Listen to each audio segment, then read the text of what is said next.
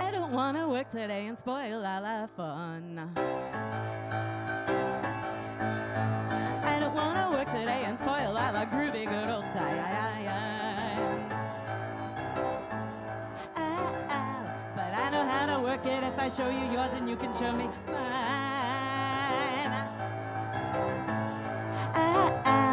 I looked at my room today and blinked at what I saw. 1,000 little soldiers marching military up and down my hall. I looked out my window right into the gaping maw. When I spun around again, then they had me backed against the wall.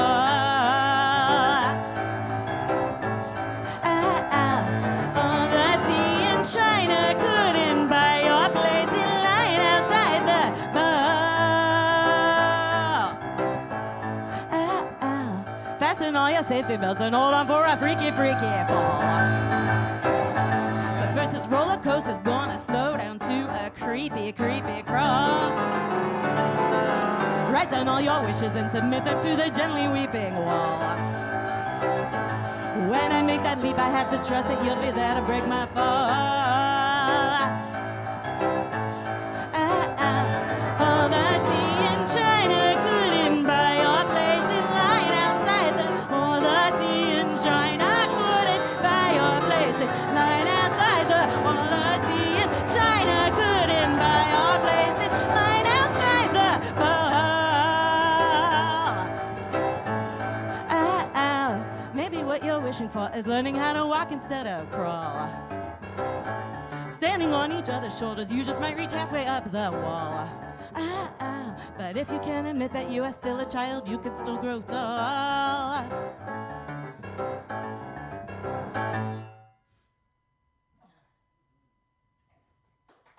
Thank you.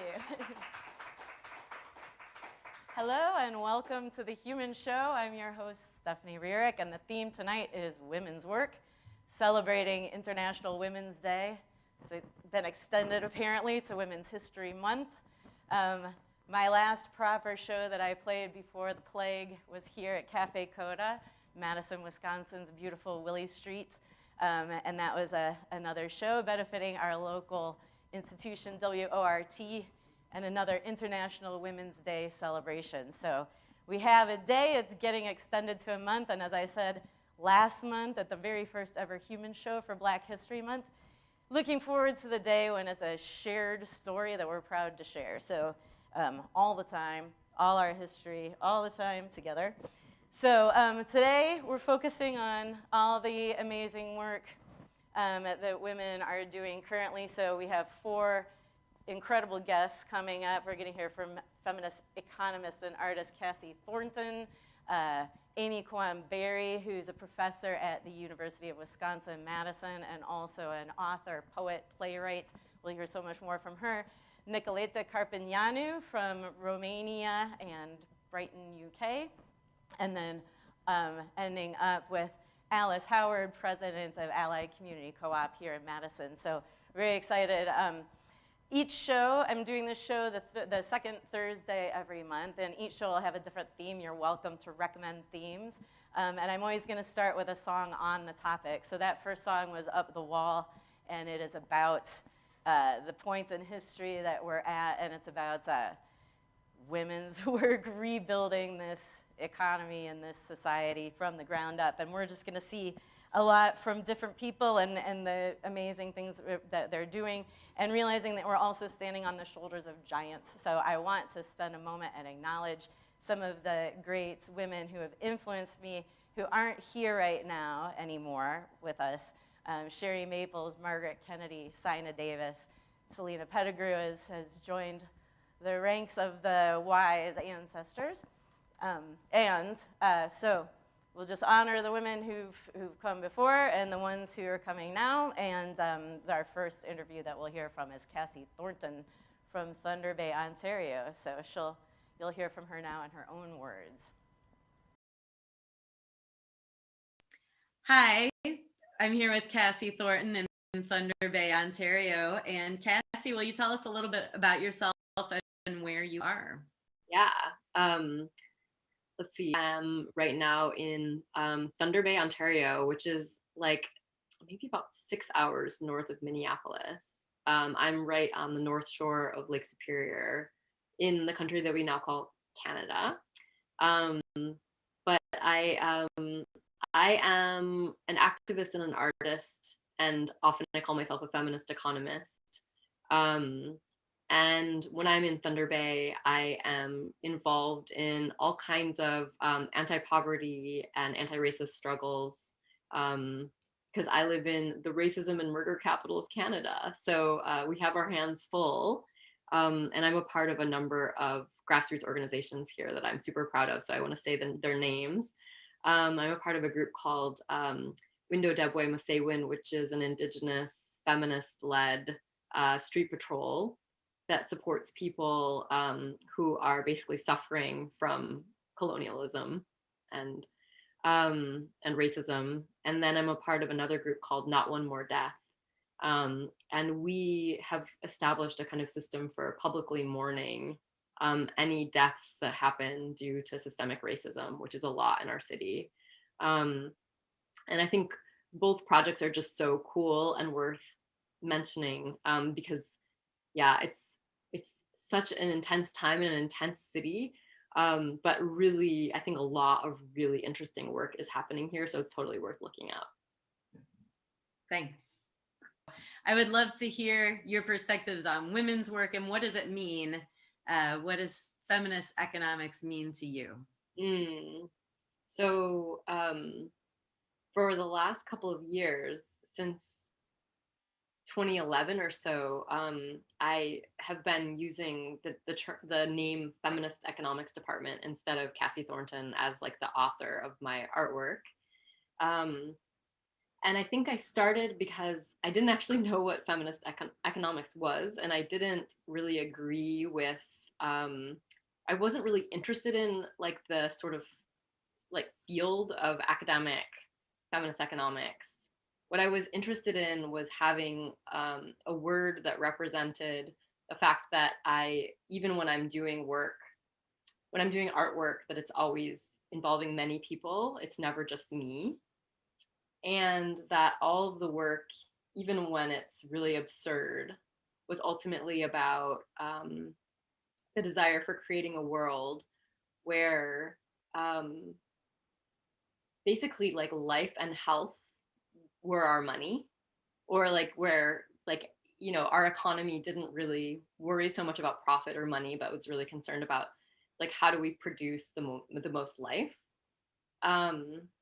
And so that's always been my kind of working definition of feminist economics, is just like how would we actually work together to make an economy and like make the world like a place where like life was just the absolutely most important thing. And for me, that's it.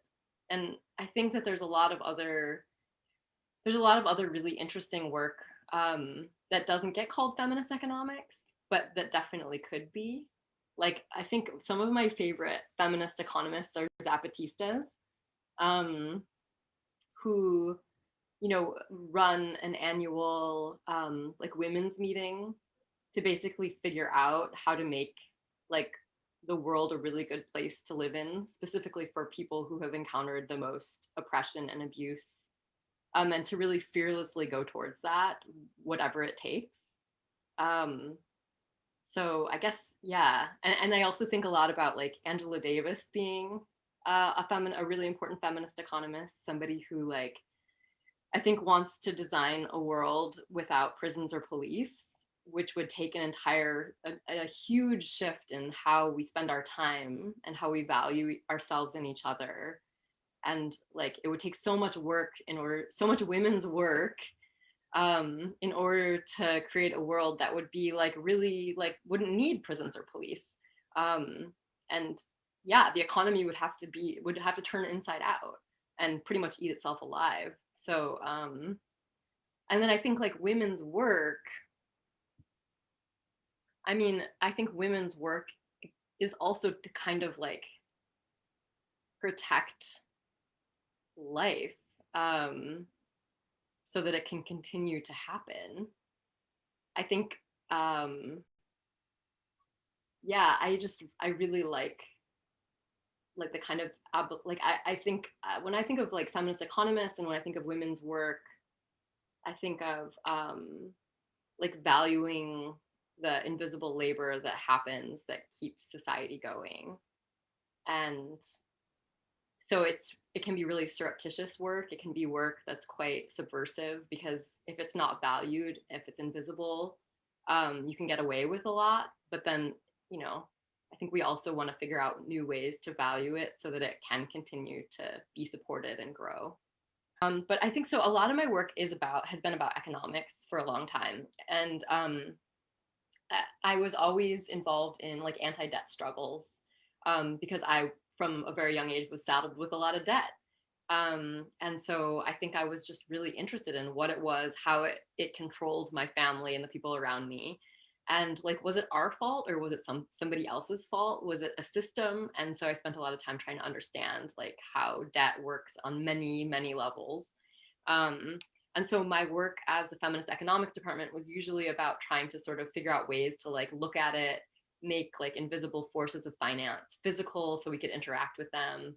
And then if we could interact with them, we could own them collectively and not feel like they were just like our sort of our dark, abstract, you know, failures. And so like, I don't know, maybe I can share like a project, like an older project that I did was when I was in grad school. I hired a person who was not in grad school with me, and I went to school at California College of the Arts, which is like quite an elite art academic institution in San Francisco. I was way out of my league financially, and I was way out of my league moving to San Francisco, which was a very expensive place. And it was a fancy school that was not actually as radical as I thought it was going to be. So I spent a lot of time thinking about the debt that I was accruing and what that really was and what it meant. I hired a person to come and play a student in the or at the school, but she played a heavily indebted student who would have breakdowns in public, and her name was Fedora. She had a studio. She came to school a lot. Every week she would have a big breakdown in front of as many people as possible. We ended up getting to take it on tour a little bit to some other universities as an art project. And she would have these really articulate breakdowns about like how, you know, she's so haunted by the fact that all of these other people have tons of debt, but they aren't talking about it. And like, so what's wrong with them? And like, if we have all, like, are we really making art? Are we making debt? And she would ask these really sincere questions as she would throw her shoes off on the ground and like throw all of her bags on the floor and just scream and cry. So I did a lot of, I think, like different types of like interventions in people's feelings and experiences of the economy for the last decade or so. And then that got a little bit, well, it just was one-sided. Like I did a lot of revealing, like how much pain is there, like how much boredom, like we live in such a boring financialized social space. And finally, I really was hoping to find something that would be like the antidote. And so I think I did, like kind of on accident. I had heard a rumor in like 2015 that there was like, actually back up. I wasn't looking for it, but I heard that in Greece during the financial crisis, there was also like a refugee crisis. I heard that there were all these free clinics that had opened. And so I was just like blown away that that was possible. And I found out about one particular clinic that was doing really interesting work, trying to create like non-hierarchical care that was also free. And it just like, it was one of those ideas that when I heard it, it changed everything for me. And so ever since, I've been sort of a slave to this idea and this project that I'm going to share more about, which I find to be like a real antidote to like the isolation and alienation created by debt. Yeah.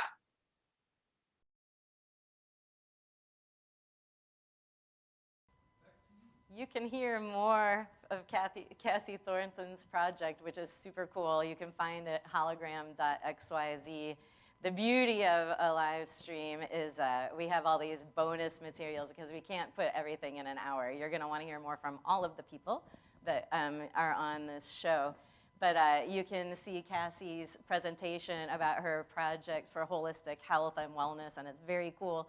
And I got the opportunity to meet Cassie because I do work on solidarity economy work, so I had met her setting up different kinds of mutual aid networks, and she's going to be at our organization. We have a global cooperative network called Humans United and Mutual Aid Networks, and we're hosting a Solidarity Summit March 20th and 21st. That'll be online, and you can find a link to that too at this show, and you can join, and she'll be there and with other people from that project, so you can be part of the hologram holistic health and well-being project, and you can be part of the humans work of building an economy that values everything that we do, including care and creativity and keeping intergenerational learning alive. So on that note, we're about to hear from one of my favorite people in the world who I've had the opportunity to meet just recently in the last year or so, Nicoleta Carpintanu.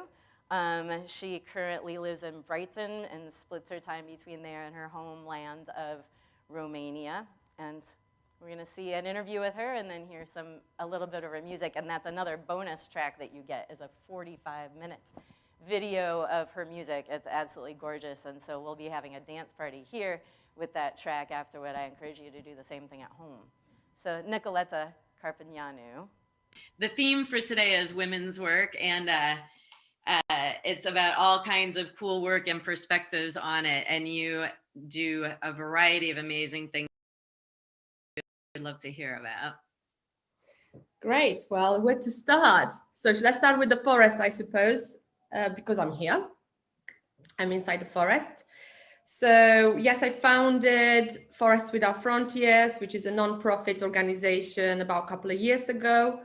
And that was because I recorded the elders in the mountains in Transylvania, in Romania, and their old songs.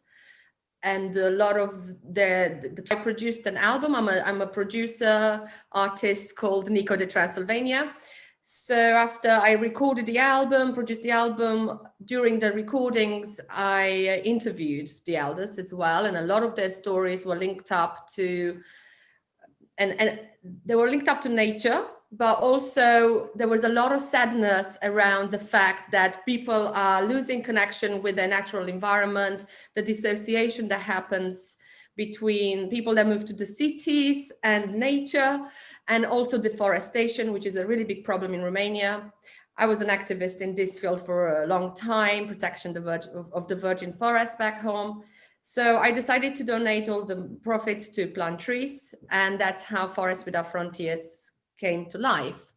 The album was produced by my record label called Musica Without Frontiers. So the record label donated it to the charity. All the profits went there. So it was like a beautiful dream I had. And it got a lot of people excited about it and interested. So I ended up registering and launching Forests Without Frontiers properly as a nonprofit. And we raised money. We did a lot of campaigns. We put lots of music events, and quite a few I performed at as well. And we've already planted 40,000 trees. And we aim to plant millions of trees. Obviously, at the moment, we focus on reforesting the deforested land in Romania within the Carpathian Mountains. And the focus is to rebuild wildlife corridors there as well. So we're thinking about the wildlife, the wolves, the bears that live there, and also giving jobs to the local communities. And of course, it's really important that we look after the elders of the forest, as we call them. So harnessing on all that old wisdom and all that traditional knowledge, it's really important. And the music and the arts is the way we promote the cause and raise money and everything. So yes, music for sure, and arts at the core of it. One thing that's so cool about your work is how things flow one into the other. Do you want to just reflect on the journey, and how have you had the freedom how have you found and made the space to figure out what kind of work calls to you and is calling to you from the rest of the world? Yes, I suppose it's Forest Without Frontiers. It's like it's a combination of my work till date. I started as a volunteer in a charity in an orphanage when I was 17, back home in Romania. So social work was always really important. I did social work when I moved to England for 12 years. And I always really deeply cared about social causes. And my childhood I was brought up in the forest back home in Romania. And my grandma, who I was very close to, I spent a lot of time with her. So my grandma taught me a lot about living in harmony with the nature. Forests were my playground, and she was self-sufficient, completely off the grid. And she lived with the seasons. All the seeds were kept from year to year. We had vineyard, orchard, everything. You can imagine how idyllic that childhood was. So I learned a lot from her. Then also, I was always quite academic. I started studying philosophy when I was 14 back home with Friedrich Nietzsche and Goethe and all the big philosophers. And I went to Olympics. I really wanted to find answers back home in communist Romania. I had a lot of questions. So when I moved to England, I continued doing social work and studying here. Then I became a DJ when I was 18. Music was always a big part of my life, so I collected a lot of music. I learned to mix in the UK. I actually became a professional DJ years later, about 15 years ago now. And because I moved to England, I really missed my homeland. So one way that I managed to keep my connection with my roots really strong was through music. So I ended up playing a lot of Balkan parties, and I had my own Balkan nights and all of that. And then I ended up touring the world as a DJ. Also worked, I decided I wanted to do something for the environment in Romania, because although I was helping, I continued doing social work in UK and working with homeless people for a long time. But although all those things were feeling a part of my heart, what was happening to the environment was completely disheartening me, and it created so much sadness for me, and also thinking about my son's future. So I decided I wanted to focus more on environmental causes. So I worked as a associate producer for a documentary film called Wild Carpathia for 4 years. So I learned a lot about the environment then. The idea was to raise awareness about the forest back home in Romania. I ended up doing quite a bit of activism in this field. When I mean activism, I mean trying to preserve this forest, trying to raise awareness, trying to use my voice to get more and more people involved in protecting them. And then when I ended up producing my first album and won my record label, I decided that I had to do something more than just working with a lot of people that I was hoping they were going to do more than they actually did. So it created actually a certain frustration within me, because for me, it was so clear that we had to do so much more, and I could almost see how we could do it, to unite all these things together. So in the end, because I tried to promote this idea to a few people and I didn't get enough backing for it. It's like, oh yeah, it's a great idea. So then I thought, you know what, I'm just going to do it. So when I did the album, I was really great because I never produced an album before. I was a DJ. And the album, literally what it is called B1, my album, and it's my debut album. It was the idea of collecting all these old traditional songs, instruments. It's all recorded inside the forest. And, so I thought, okay, this is really great to showcase the beauty of this part in Romania, in Transylvania, in these mountains, these songs, these stories. So I got a cultural arts fund from Romania, which was great, because that's why I got the finance, and because everybody got paid, and I got paid to do this album, not loads, but enough, I was able to donate it, because it was released by my record label, to the forests. So that's how Forests Without Frontiers came to life. And it was very much so, because I was also frustrated by the fact that I saw there was a lot of reforestation projects and a lot of people trying to protect forests, but not always done to the standard I wanted to see it. So what happened, because I had a lot of knowledge in the field from all the research and development I did for Wild Carpathia documentary. I knew a lot of people. So I thought, you know what, I'm going to combine everything that I got, everything from all the people I met touring around the world for biggest music and arts festivals, with all the knowledge from my production, because I produce events as well. So, you know, bringing something together.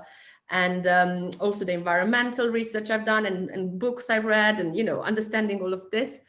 Plus, not to mention, which I realized was most important, it was the wisdom that was passed through from my grandma about living in harmony with nature and how we are part of nature. So it's kind of like brought all of those together. And I did a few campaigns. I did 3 campaigns till now, which they were all successful. I thought, you know what, if we start with 100 oak trees, 100 albums sold, 100 oak trees, we did that. Then we went in the autumn, a few months later, planted 15,000 trees. Then we planted another 10 during beginning of COVID lockdown in March last year. And then we planted some more this autumn.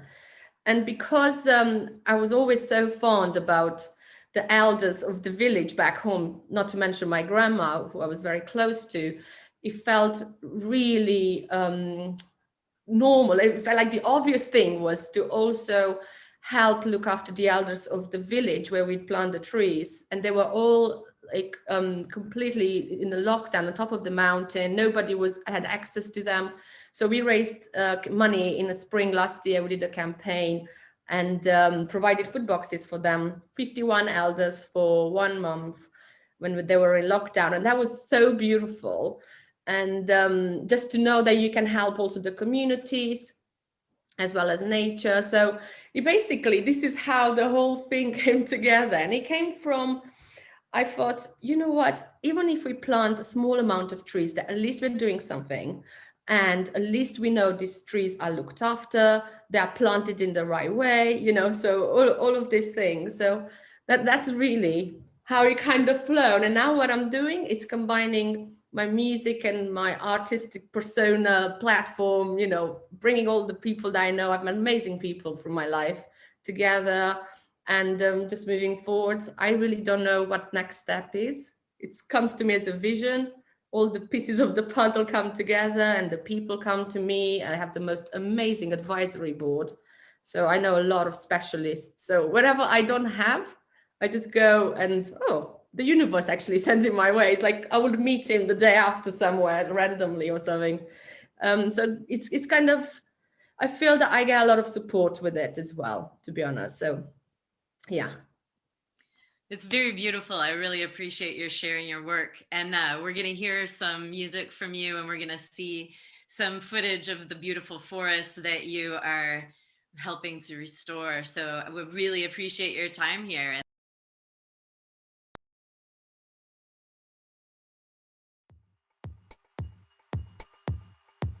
I spent most of my childhood in North Transylvania. I moved to England 20 years ago. I learned to DJ, and I started mixing in music from my homeland, and that was one way I managed to keep the connection with Romania through playing some of the Balkan music. Early on this year, I was in Transylvania visiting some of the virgin forests. I met Babu Ion, who's this wonderful old man that plays the flute, and he played the flute for me, and I felt really inspired after speaking to him. I decided to go back and find a way of financing a trip to Romania and record Babu and feature some of his flute playing on some of the tracks that I'll be doing. I went there with a great team of technicians from England, and we collected material from different musicians and singers. I met this beautiful old lady. She was 90, and she's an amazing artist. She writes poetry. Her neighbor also is a singer. And then in Bucharest I got to meet Leonard Iordache, who is one of my favorite cymbal players. I got to hang out for a bit in a studio with Mahala Raibanda, which is one of the most established Balkan bands at the moment. We came back with a lot of recorded instruments, vocals, beautiful sounding music that we've just spent lots of time selecting little bits to be featured in the album. If the nature goes, if the forest dies, so do these people. They have so much to teach us. They really have learned generation from generation how to live with the environment, how to play these instruments in the old way. I'm really hoping that this album is going to inspire the younger generations in particular to want to get involved in protecting the environment. And the way they can do that is through getting into music. So this is why I made this album, because in this way we preserve these old folkloric songs and these old instruments. For me, music has always been like my best friend, and I hope it will always be like that.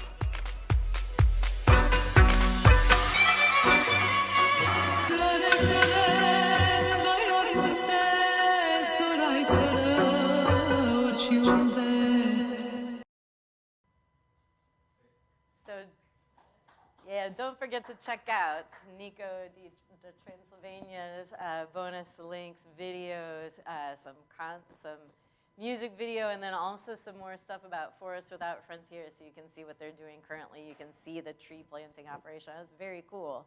So you can find those links in the description. So you can find Cassie Thornton talking about Hologram XYZ and Nico. And then also more from Amy Kwan-Berry, who we're about to hear from next. So it's my pleasure to come home to Madison. And we have 2 more interviews for today. Amy Kwan-Berry is a professor at UW-Madison, and even more, she's a writer. So we'll hear in her own words about her writing, and then we'll hear a little reading from her newest book.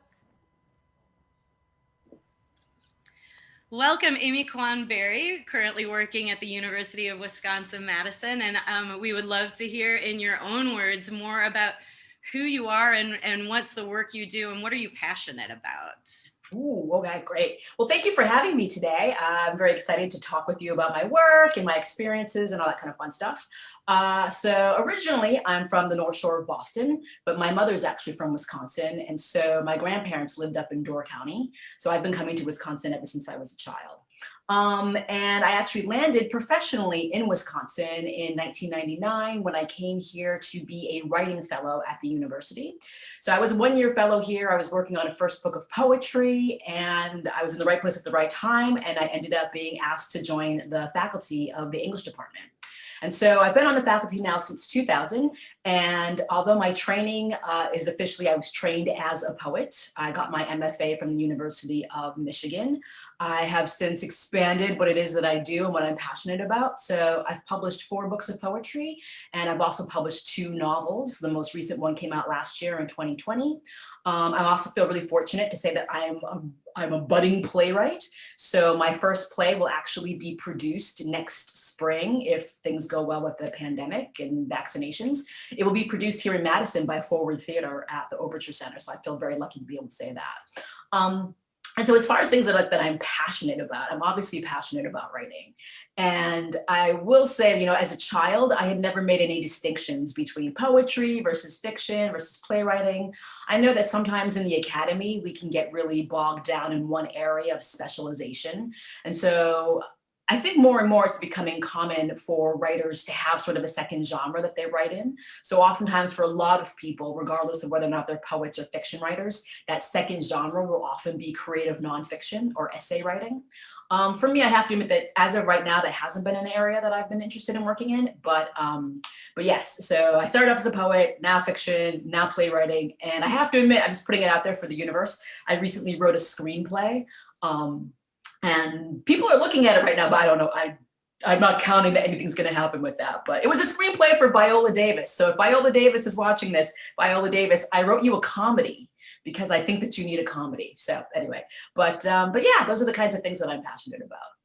Beautiful. That's wildly exciting. I'm wondering if you'd be willing to give us a little teaser for your play. Do you want to share anything that we can expect? Yeah, so the play is called The Mytilenian Debate.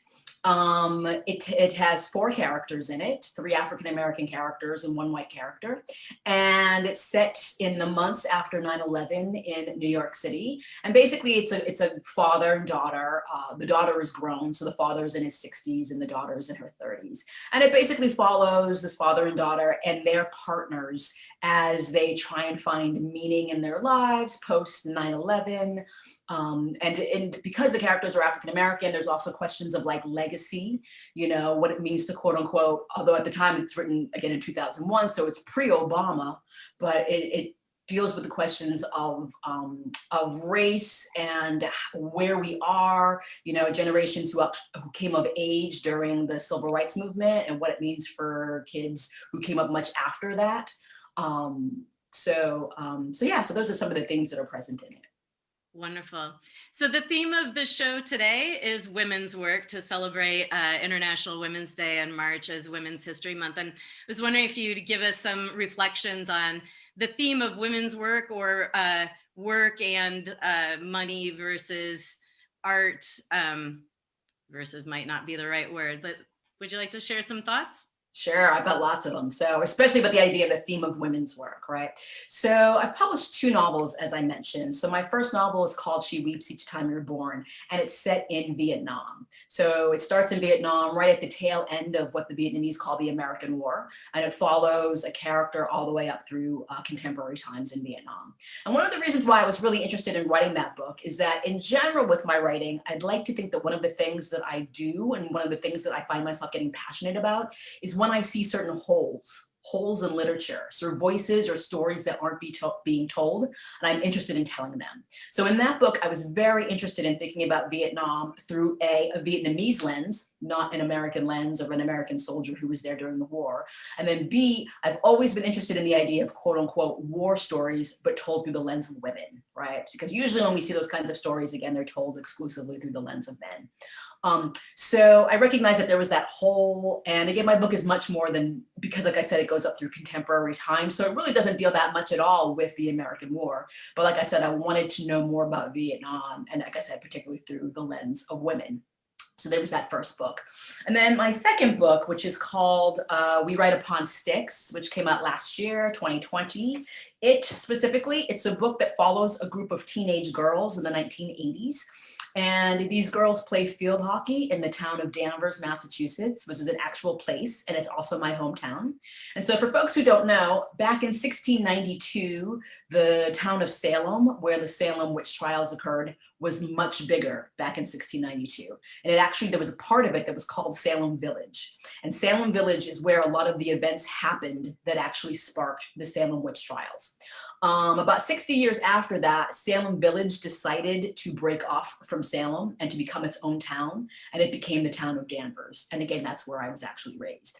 And so in this particular novel, we follow a girls' high school varsity field hockey team who they want to make it to the state championship.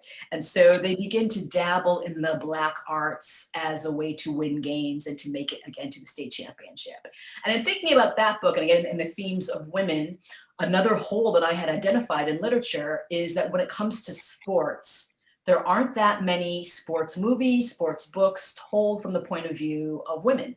That usually if we do get them, they're sports like ice skating with I, Tonya, or it's like gymnastics, but there's very few movies or books that deal with girls' team sports. You know, when we think of team sports, we think of Friday Night Lights, you know, we think of basketball, Hoop Dreams, you know, we think of these other things. It's true that we had the movie Bend It Like Beckham, but that was almost 20 years ago. I mean, it was a long time ago, and we haven't really had anything since.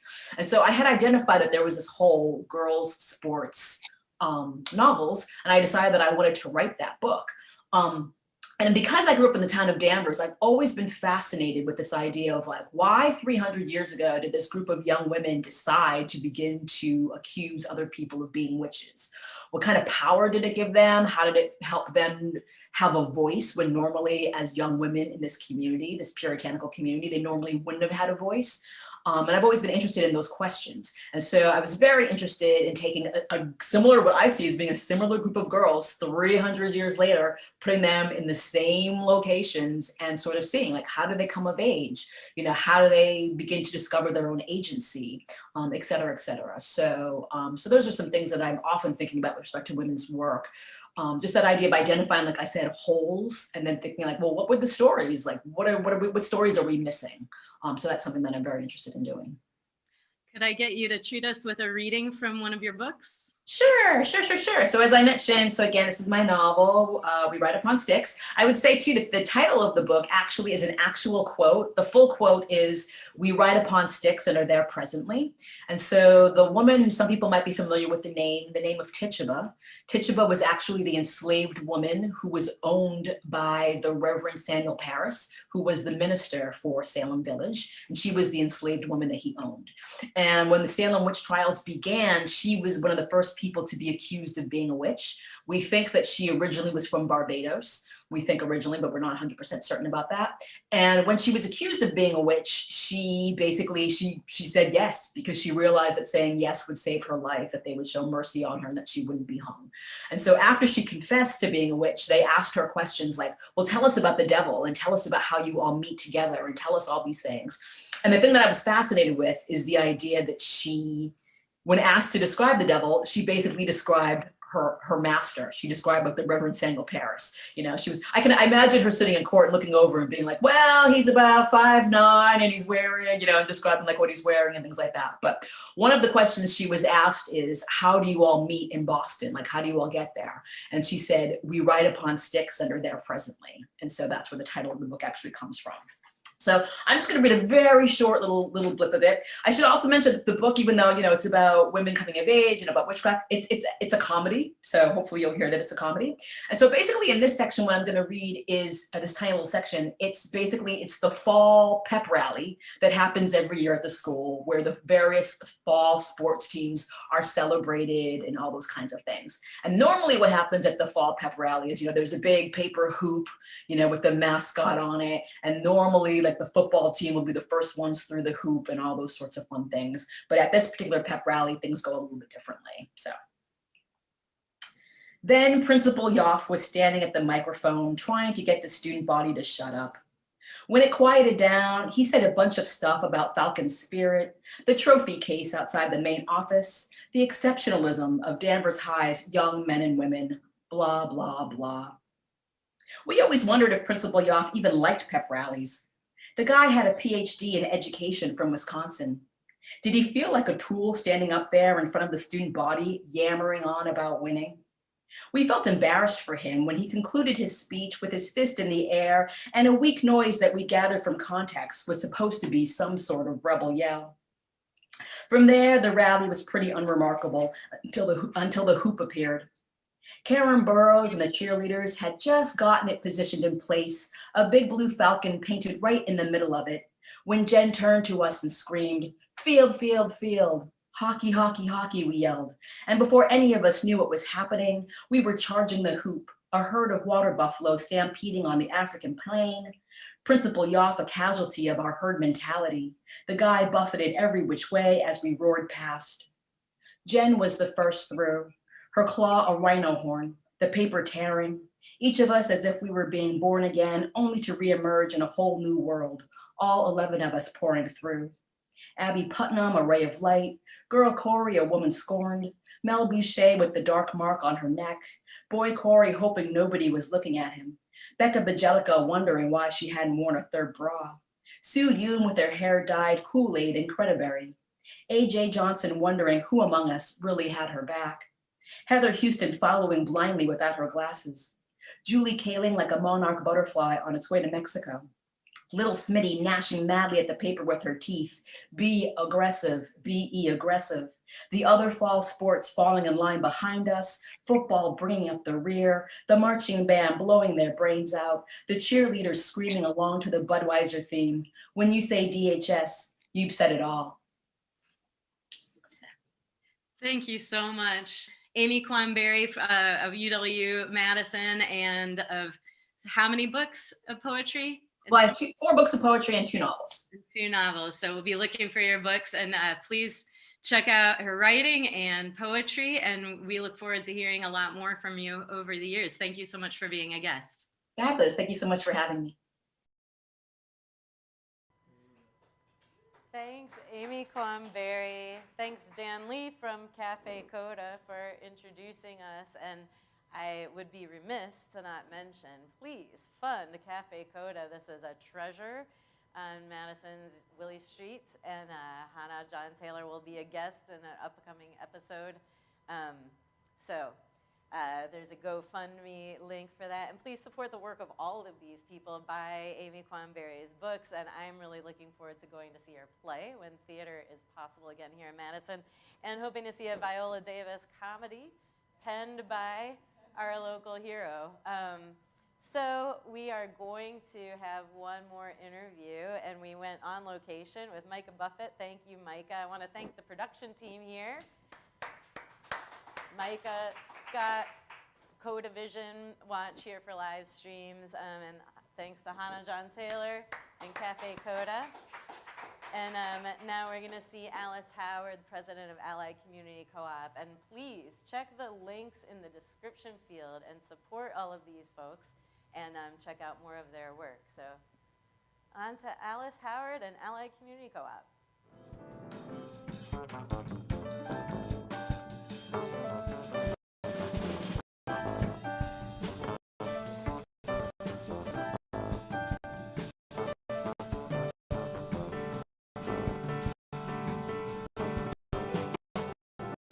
We're here on Allied Drive on Madison Southwest Side, and having the pleasure to interview Miss Alice Howard, of President of Allied Community Co-op. Hi, Alice. Hi, how are you doing, Stephanie? Good. Welcome. I'm really happy you could be here with us. I'm glad to be here too, because there's a lot going on in houses, in homes, in streets, and communities. And you know, we need to talk about different things in order to understand it. So we would love to hear a little bit about who you are and what's some of your history with the Allied Drive neighborhood. Well, Allied Drive in 2000. And I moved in, you know, it's a community because it was beautiful, and plus I had just got a job over here. I was going to be a community support specialist, which I was. It was nice. I enjoyed it, and there's so much going on with people working together, things together, and I loved it in the summertime when everybody was here, and we still do them things. We was still doing them, but now it stopped us. But we're going to get back to our community events very soon because we need to. We still have more to work to do over here in this community. So let's hear some of Allied Community Co-op. What is it about? And you're talking about working on a grocery store. We haven't had a grocery store in this neighborhood since, what, 2009? 2009, and now we have the corner store. But it supplies a lot of people in the community, but some needs are not being met. So Alice, could you tell us what the Allied Community Co-op is? What's it all about? And what are you working toward now? Well, the Allied Community Cooperative is an organization that looks at the community and see what's missing and strive to get it put here if it's going to help the community to grow and be more productive. There's some open space here on Allied, and we would like to get a community hub built from ground up to bring resources in that one building so they can have a one-stop shop. You know, whatever they need is right there. And that's what we're working on. And right now, it's a challenge, but I'm thankful for the partners that we have thus far. Because we're going to write a proposal to let them know what we want to put on the land. And I'm hoping once we get done with the proposal, we can start working on the funding to get it built. So this is my biggest challenge right now. And if there's anyone out there want to help us with it, we'd love for you to stop by and tell me about it. And once we build the community hub, what can we find there when I come to visit? Oh, you're going to find hopefully GED classes. You're going to find some computer classes. You're going to find joining forces for families. You're going to find community action coalition. You're going to find hopefully a barbershop and a coffee shop. You know, things that people need. And I have a meeting with someone from the library to get a library in there. So we are definitely trying to work to make sure they have the resources, not only the adults, but some of the children too. And who will own it? The Allied Community Co-op. Excellent. And we're willing to work as hard as we can to get this done. But as you know, or anybody else know, without communication and support, it would never happen. Can you tell us a little bit about what you love about this neighborhood and also a little bit about some of the challenges that we face here?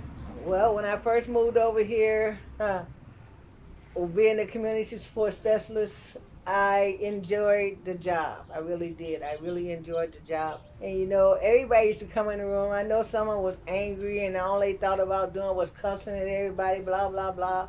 But Rita said, well, there's nothing we can do about that. I said, okay. So every time somebody cussed in my room or in my space, they had to pay. They learned to be more respectful for themselves and everybody else in the place. And it's just the fact that, you know, you have to raise a standard in order for somebody to rise to meet it. And everybody did. It was definitely an awesome community. I love this community. If I didn't love it, I wouldn't have had them build me a house over here. But it's a good community. It's not the community that's the fault. Out of all the problem we had with people that came into the community. And you know, I understand that process. I do my dirt somewhere else, but we got to the point we got fed up, say you're not going to do your dirt here either. We have got a lot of things changed in this neighborhood, and it's not like it used to be, but we get punished like it is. There's no harm going to come to anybody over here. And most people who came over here and volunteered to help and work, the first thing they said, this is not what I expected. Because it's not what you expect. It's a community of people living, striving to keep everything down to peace. They're trying to do what they can just like everybody else. We want to live in a peaceful community. That's it. And it's sad that people don't understand that. And especially service people who will be serving the community. Mm-hmm. Well, the theme of the show is women's work, and that's one of the things that I've seen in this neighborhood for years and years is all the amazing women, especially men as well, but all these great people doing really good work in the community, the welcomers, all the members of Allied Co-op, all the members of the Neighborhood Association, ambassadors. So what are some of the challenges that get thrown up in your way, all these great people doing great work? What institutions make it difficult? Communication. Communication is the biggest challenge in this neighborhood and with people all over, not just in this neighborhood, but all communities. Because if we don't communicate with one another, how are we going to know what one another is doing? And then when one person don't communicate and so another person got another event on the same day, that makes it kind of hard. And it's just the fact that if we had more socialization with one another, we can get to know one another. That'll help what we're doing be a lot more prosperous. And I think that's the biggest problem over here. And plus the fact now that we have a lot of Latinos and we don't know the language and they don't know ours very well, so it's gets hard, very hard. Mm-hmm. We need more communication over here. And what kind of support could you use from your local governments? That's another class going to be in the co-op, a SCL class. It's not just throw money out there for everybody to jump in and start fighting over. Just have it set where this community can get this, to do this, that, and whatever. Instead of having everybody write, you just pick the proposals you think is the right one to do. This should be a different aspect. And I loved it when I first started over here on Allied. If you wrote a proposal, and someone else wrote a proposal, they had to get the support of the community before the proposal went through. Oh. They don't even do that anymore, and that's sad. They come to a community to do whatever they're getting ready to do, but the community don't know anything about it. How does that work? How they gonna do something for me if I don't know they're there? So Allied Co-op owned by and for the community. Yes, they are. People who live here. Exactly, for the community, nothing else but for the community. And that's all we're trying to do is trying to make sure the community has what it is and get away with this name they didn't get it, gave it. And the worst community in Wisconsin. Allied is not the worst community in Wisconsin. I have only Allied Community Co-op doing good organizing, and a new grocery store has opened up. Yes, so that's trying to work to get things done. We're not trying to do or hurt anybody. We want everybody to come together and just respect one another and work together. That's all I want. what would you like Allied Neighborhood's new slogan to be? A new title. Oh, stand up and build up. All right, stand up and build up. And anything else you want to let us know? I just want you to know if there's anyone who's interested in working in any part of this for the Allied community. Because you got to think about what Allied means. That means us coming together also. 608-284-9109. Now repeat that, 608-284-9109. Call me. Thank you so much, Alice Howard. It's been a pleasure. You're very welcome. Anytime.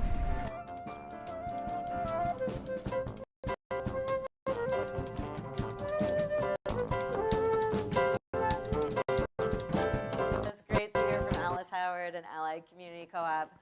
So I want to thank my guests for tonight, for incredible women among countless incredible women doing incredible work that we may or may not hear about in our lifetime. But let's thank Cassie Thornton, Nicoleta Carpintanu, Amy Kwan-Berry, and Alice Howard. And please support all these people. And one thing I notice a common theme is each person is working to fill a need that they see in the world. And it's very beautiful, and often it's filling a need of cleaning up some messes that have been created by extremely patriarchal, racialized, globalized, capitalist, competitive systems. So all these people are stepping in and not only helping to clean up some messes, but building the new world of the future. So in sum, I would say, creating the world of our dreams, it's women's work. So now I want to close with a tribute. Thank you. I want to close with a tribute to my very favorite, my #1 hero in the world, my favorite international woman for International Women's Day, Yoko Ono. And this song is a song that I wrote as sort of a musical hyper paraphrase or whatever we call it of her quote. Sometimes it's attributed to her, sometimes to John Lennon. I'm going to celebrate Yoko Ono. And the quote is, "A dream you dream alone is only a dream. A dream we dream together, that's reality." So this last song I'm going to play is my offering for that. It's called Make Believe.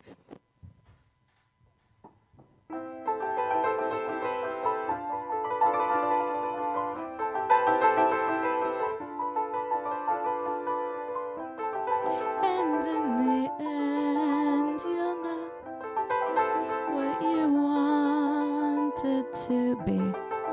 And we're all letting go. And we all wait and see. You may believe it could be. We may believe it could too.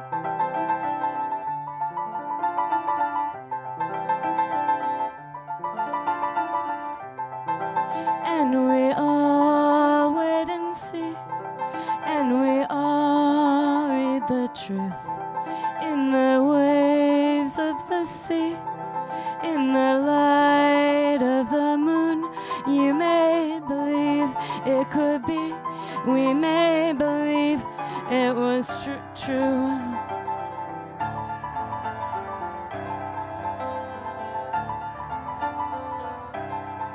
And we all wait and see, and we all come unglued, and we all make believe, and we all speak the truth.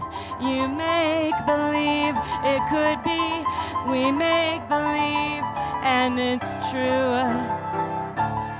We make believe, we make believe. We may